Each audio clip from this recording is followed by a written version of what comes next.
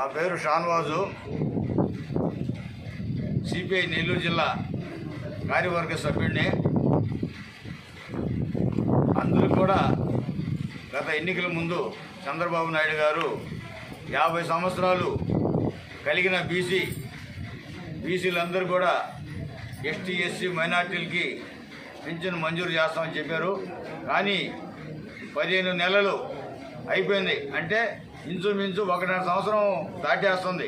అయినా ఇప్పటి వరకు ఏంటంటే పింఛన్లు ప్రతి సచివాలయానికి వెళ్ళి జనాలు ప్రతి నిత్యం తిరుగుతూనే ఉన్నారు. సచివాలయంలో జవాబు చెప్పే పరిస్థితే లేదు, ఆడ సిబ్బంది కూడా లేరు.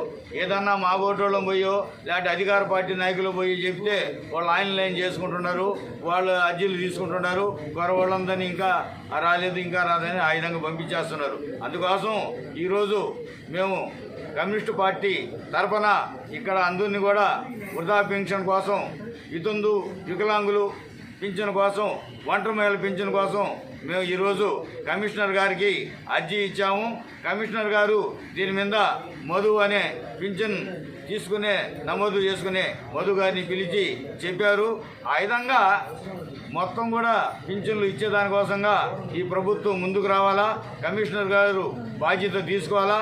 సచివాలయాల్లో కూడా ప్రతి సచివాలయం వాళ్ళ మంది అర్జీలు తీసుకొని నమోదు చేయాలని చెప్పేసి కూడా కమిషనర్ గారు ఆర్డర్ చేయాలని చెప్పేసి కూడా మేము ఈరోజు కోరాము కమిషనర్ గారిని. ఆ విధంగా ప్రతి నిత్యం ఈ పింఛన్ల కోసం సచివాలయాలు మొత్తం మీద 54 డివిజన్లు అదే పరిస్థితుల్లో తిరుగుతున్నారు. అందుకోసం వెంటనే అందరికీ పింఛన్లు మంజూరు చేయాలని చెప్పి